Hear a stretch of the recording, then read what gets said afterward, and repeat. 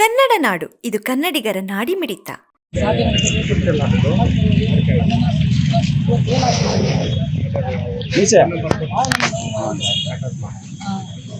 ಇವರಿಗೆ ಸನ್ಮಾನ್ಯ ಸಿದ್ದರಾಮಯ್ಯ, ಮಾನ್ಯ ಮುಖ್ಯಮಂತ್ರಿ, ಮಾನ್ಯ ಜಿಲ್ಲಾಧಿಕಾರಿ ಮುಖಾಂತರ ವಿಷಯ ಬಿದರ ಜಿಲ್ಲೆಯ ಬಸವ ಕಲ್ಯಾಣದ ಅನುಭವ ಮಂಟಪದ ತ್ರಿಪುರಾಂತಕ ಕೆರೆ ಹತ್ತಿರ ಇರುವ ಹಡಪದ ಅಪ್ಪಣ್ಣನವರ ಅರಿವಿನ ಗಣಿಯಲ್ಲಿ ಮೂರ್ತಿ ಪ್ರತಿಷ್ಠಾಪನೆ ಮಾಡಲಾಗಿತ್ತು. ಅಂದ್ರೆ ಅನ್ನ ಸಮುದಾಯದ ಮೂರ್ತಿ ಬೇರೆ ಆಮೇಲೆ ಮೇಲ್ಕಂಡ ವಿಷಯಕ್ಕೆ ಸಂಬಂಧಿಸಿದ ಇವತ್ತು ನಮ್ಮ ಹಡಪದ ಅಪ್ಪಣ್ಣ ಸಮಾಜದ ವತಿಯಿಂದ ನಾವು ಇವತ್ತು ಮುಷ್ಕರವನ್ನು ಹೂಡಿರ್ತಕ್ಕಂಥ ಕಾರಣ ಏನಂತಂದರೆ, ಇಡೀ ಕರ್ನಾಟಕ ರಾಜ್ಯದಲ್ಲಿ ಅಷ್ಟೇ ಅಲ್ಲ, ಭಾರತ ಇತಿಹಾಸದಲ್ಲಿ ವಿಶ್ವಗುರು ಬಸವಣ್ಣನವರ ಆಪ್ತ ಕಾರ್ಯದರ್ಶಿ ಆಗಿರ್ತಕ್ಕಂಥ ಅಪ್ಪಣ್ಣನವರು 12ನೇ ಶತಮಾನದಲ್ಲಿನೇ ಹೇಳಿದ್ದಾರೆ, ಬಸವಣ್ಣ ಎಲ್ಲಿ ಅಪ್ಪಣ್ಣ ಅಲ್ಲೇ ಅಂತೇಳಿ.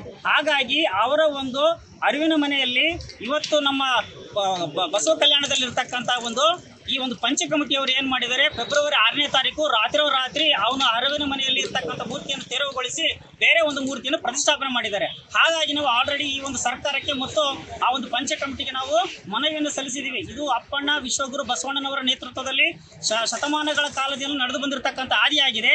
ಇದಕ್ಕೆ ನಾವು ಯಾವುದೇ ಕಾರಣಕ್ಕಾಗಿ ಬೇರೆ ಒಂದು ಮೂರ್ತಿಗೆ ಅವಕಾಶ ಕೊಡಬಾರ್ದು ಅಂತ ಹೇಳಿದ್ವಿ.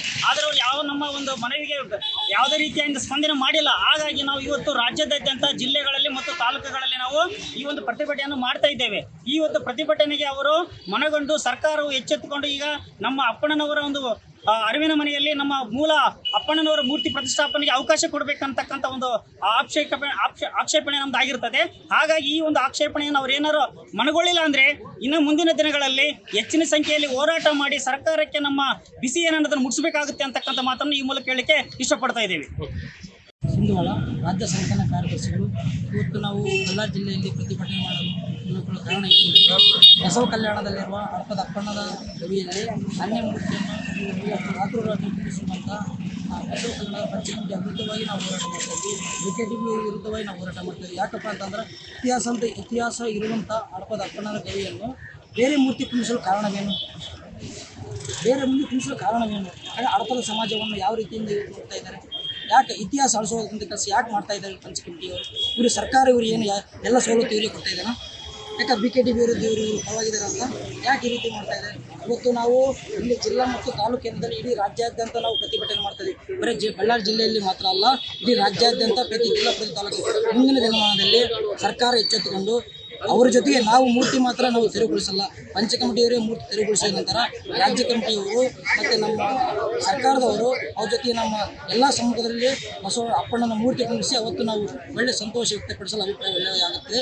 ಇಲ್ಲವಾದರೆ ನಾವು ಮುಂದಿನ ದಿನಮಾನದಲ್ಲಿ ಇಡೀ ರಾಜ್ಯ ಮತ್ತು ಜಿಲ್ಲೆ ಮತ್ತು ಎಲ್ಲ ಆದ ತಕ್ಷಣ ಬಸವ ಕಲ್ಯಾಣ ಮುತ್ತಿ ಹಾಕುವಂಥ ಕೆಲಸ ನಾವು ನೇರವಾಗಿ ಮಾಡಬೇಕಾಗುತ್ತದೆ. ಅದಕ್ಕೆ ದಯವಿಟ್ಟು ತಾವು ಪಂಚಕಮಿಟಿಯವರು ಅಲ್ಲಿನ ಜಿಲ್ಲಾಧಿಕಾರಿಯಾದರು ಮೇಡಮ್ ಅವ್ರ ಬಗ್ಗೆ ನಮ್ಗೆ ಒಳ್ಳೆಯ ಅಭಿಪ್ರಾಯ ಇದೆ. 2 ಸಲ ಮೀಟಿಂಗ್ ಕರೆದು ಅವರು ಹೇಳಿ ಕಳಿಸಿದ್ದಾರೆ. ಆದರೆ ಇವತ್ತು BKTB ಅವರಾಗಲು ಪಂಚಕಮಿಟಿಯವರು ಯಾವುದಕ್ಕೂ ಕೆಲಸಕ್ಕೆ ಬೆಗ್ತಾ ಇಲ್ಲ. ಅಂದರೆ ಅವ್ರು ಯಾರು ಸಪೋರ್ಟ್ ಮಾಡ್ತಾರೆ, ಅಲ್ಲಿ ಶಾಸಕರಾಗಲು ಸಚಿವರಾಗಲು ನಾವು ನೇರವಾಗಿ ಇಲ್ಲಿಂದ ನಮ್ಮ ಬಳ್ಳಾರಿ ಜಿಲ್ಲೆ ಹೇಳ್ತಾ ಇದ್ದೀವಿ.